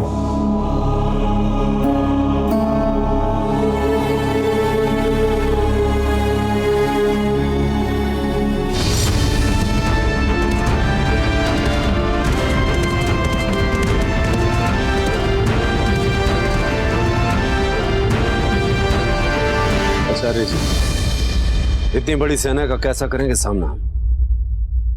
कब तक संभाल पाएंगे हम ये मोर्चा? राणा खेता जी, असंभव कुछ नहीं होता। जब लक्ष्मण जी ने शूर्पणखा की नाक काटी थी तो उसका बदला लेने के लिए वो खर, दूषण और 14,000 राक्षसों की सेना लेके लौटी थी। एक और 14,000 राक्षसों की सेना और दूसरी ओर प्रभु राम, केवल प्रभु राम अपनी पर्ण कुटीर के सामने। प्रभु राम ने अकेले ही 14,000 राक्षसों को पराजित किया, उन्हें समाप्त किया। यदि वो ऐसा कर सकते हैं तो हम क्यों नहीं कर सकते? वंशज तो उन्हीं के हैं, उन्हीं का आशीर्वाद है हम पर। राणा खेता जी, एक न एक दिन मृत्यु ने तो हम सबको अपने गले लगाना ही है, और ये हमारा स्वाभिमान है। सौभाग्य है कि हमें जीते जी अपनी मातृभूमि की रक्षा के लिए ऐसी गौरवशाली मृत्यु को चुनने का अवसर मिला। कोई हौसला नहीं छोड़ेगा, निराश नहीं होगा, सब संयम में रहेंगे और आप सब हमारे आदेशों का पालन करेंगे।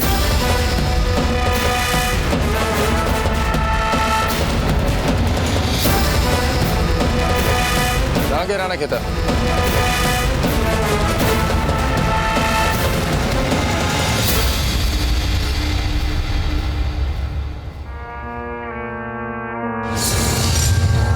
मेरे बहादुर मुगल सिपाहियों, वे बस बंद मुट्ठी भर लोग हैं जो हमें रोकने की कोशिश कर रहे हैं। सब अपनी अपनी जगह ले लो।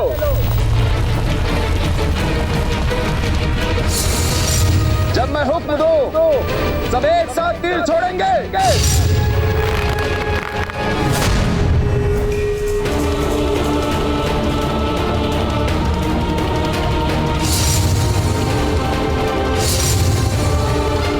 तीर छोड़ो।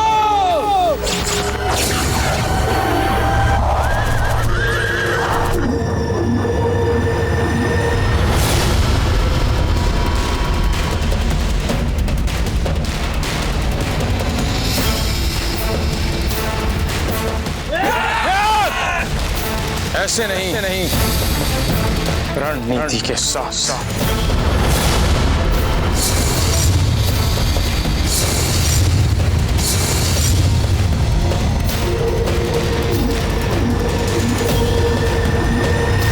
हमारे हर एक तीर पर एक एक शत्रु होना चाहिए। गिनती में भले ही हम कम हैं, किंतु हिम्मत, हौसला, जोश में हम किसी से कम नहीं। एकलिंग जी को याद करते हुए शत्रु पे निशाना साधें, जीत अवश्य हमारी ही होगी।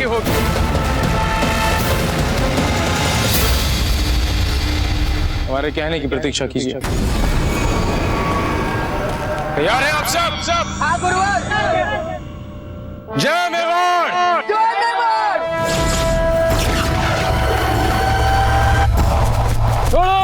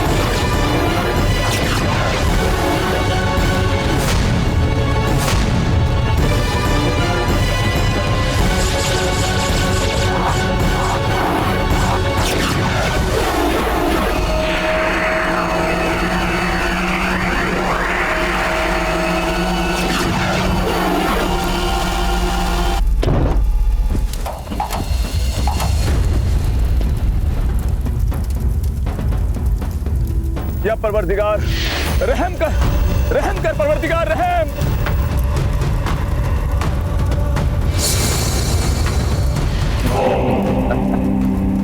सुभान अल्लाह। बारिश आतिश, वाह क्या कमाल के नुस्खे हैं इनके पास खान बाबा। ये चाहे जो भी नुस्खे आजमा ले जलाल, हारना इन्हीं को है। जानते हैं खान बाबा, जानते हैं, तभी तो इत्मीनान से मुस्कुरा रहे हैं हम।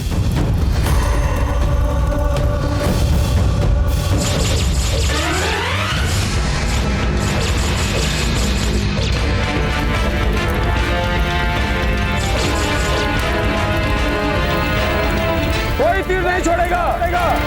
नेज़े फेंको, नेज़े।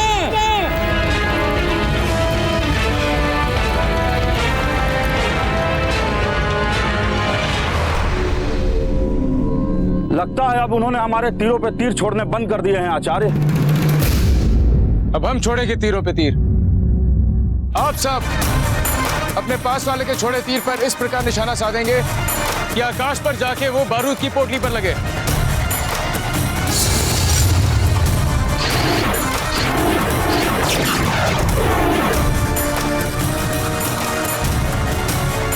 छोड़िए तीर।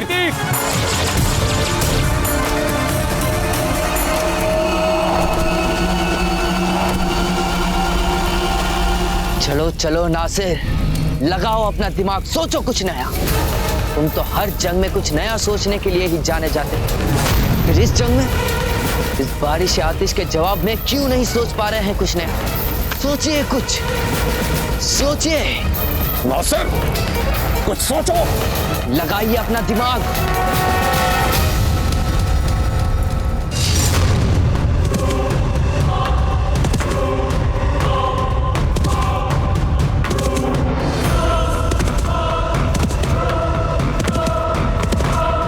मैंने ये कभी नहीं सोचा था कि भीलों के सरदार राणा खेता उस समय हमारा साथ छोड़ देंगे जब हमें उनकी सबसे अधिक आवश्यकता होगी। नहीं, हमारे सरदार ऐसा कभी नहीं कर सकते। ये सब छोड़ के मुगल सेना पर ध्यान दो, अन्यथा कोई जीवित नहीं बचेगा। ये तरकीब काम नहीं कर रही है। ऐसे में तो कुछ चंद लोग ही हमारा बहुत ज्यादा वक्त बर्बाद कर देंगे। यूसुफ, तुम कुछ सिपाहियों को लेकर दूसरे रास्ते से उस दरवाजे की तरफ जाओ। मैं बाकी सिपाहियों के साथ इस दरवाजे पे हमला करता हूँ। अब मुझे पीछे के दरवाजे से हमला करना होगा। चलो कुछ लोग हमारे पीछे आओ। चलो, हट।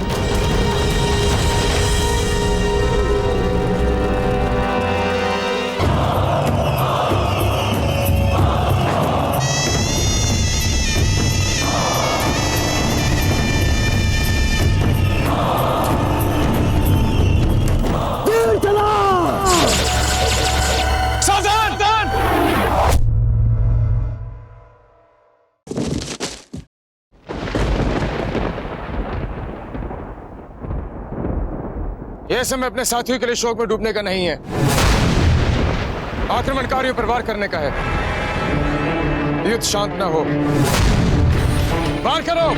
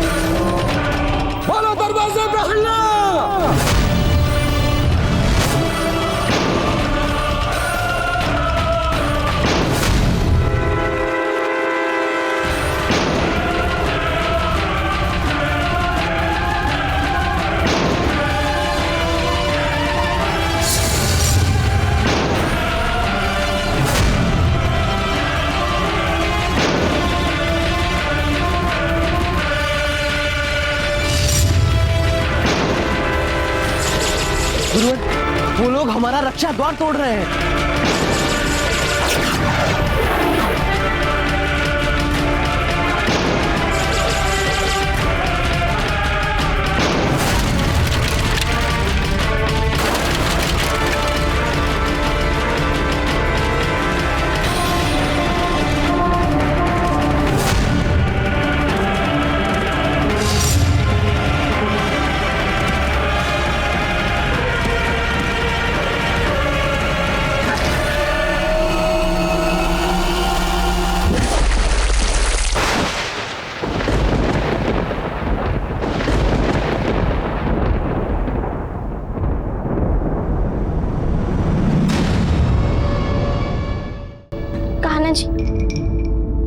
इस महल में तो अब कुंवर प्रताप का नाम लेना भी वर्जित हो गया है।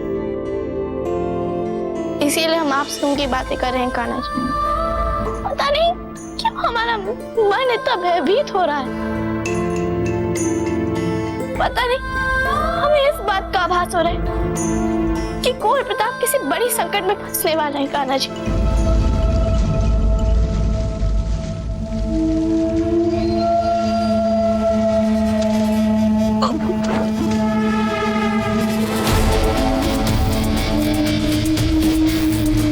शाबाश हुकुम सिंह, कमाल कर दिया तुमने तो। इतने कम समय में इतनी दानिशमंदी से प्रताप को फांसने का चाल बना दिया। प्रताप, अब तुम्हें इस दलदल से कौन बचाएगा? बचाओ, बचाओ, सारंग, सारंग हमें बचाओ।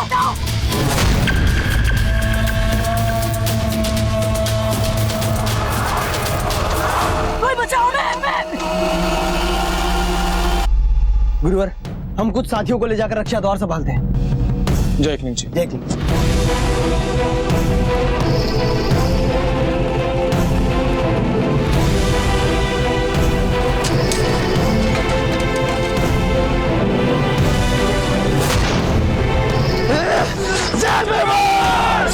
आचार्य जी, हमारे तीर खत्म हो गए। चिंता मत कीजिए, हमारे पास अभी भी कुछ और तीर बचे।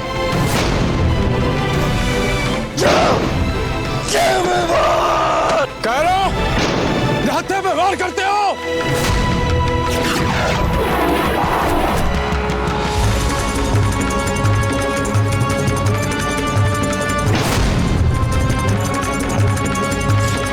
आचार्य जी, अब तो आपके भी तीर नहीं है।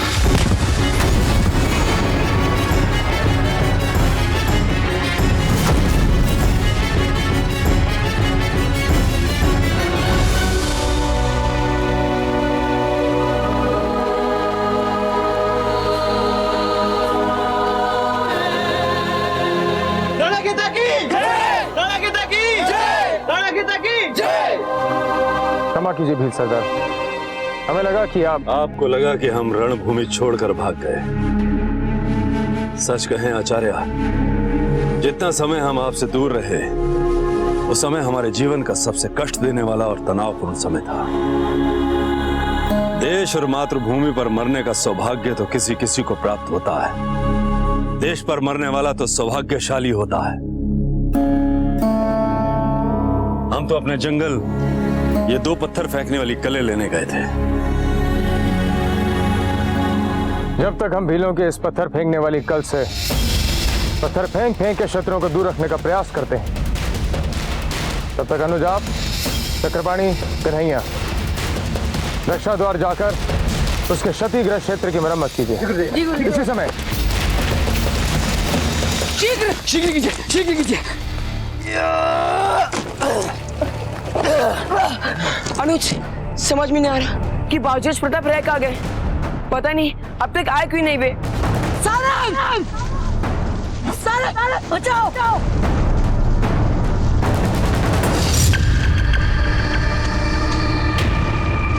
बचाओ! सारंग! सारंग!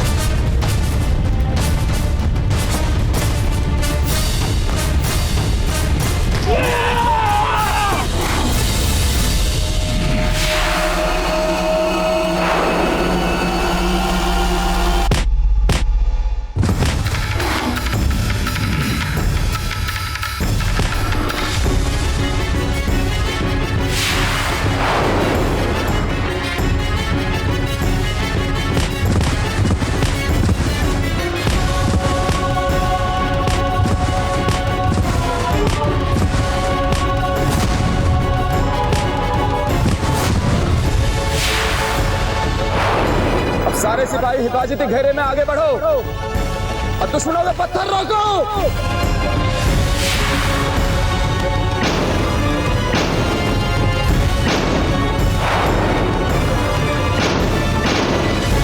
हेलो, क्या हो गया? रुक क्यों गया आप सब? आचार्य जी, अब हमारे सारे पत्थर समाप्त हो गए। हमारे अनुभव के अनुसार उनकी योजना यह होगी कि ढालों से अपना बचाव करने के पश्चात हमारे पत्थर समाप्त होते ही वो अपने तीर चलाना आरंभ कर देंगे।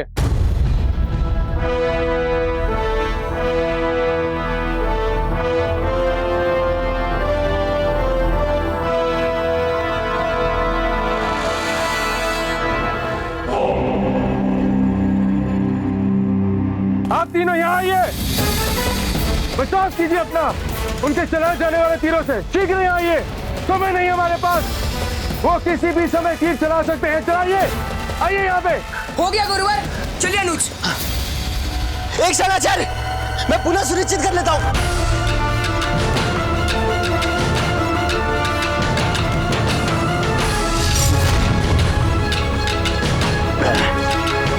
सुनिश्चित हो गया गुरुवर।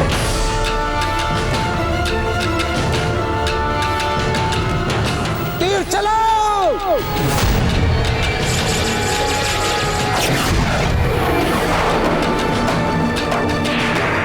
अरे बचाइए अपने आप को।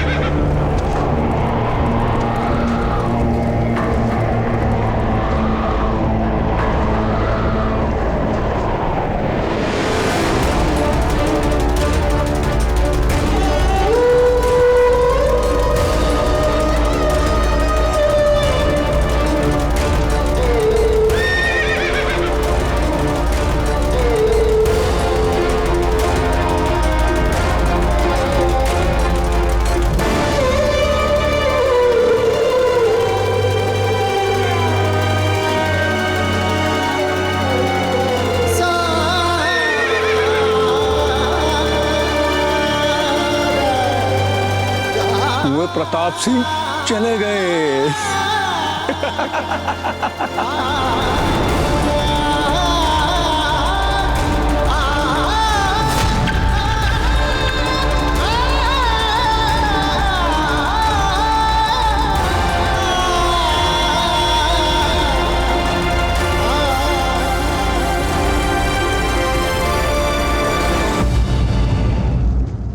मेवाड़ के वीर महाराणा प्रताप के जीवन को करीब से जानने के लिए चैनल को सब्सक्राइब करें और बेल आइकॉन दबाना न भूलें।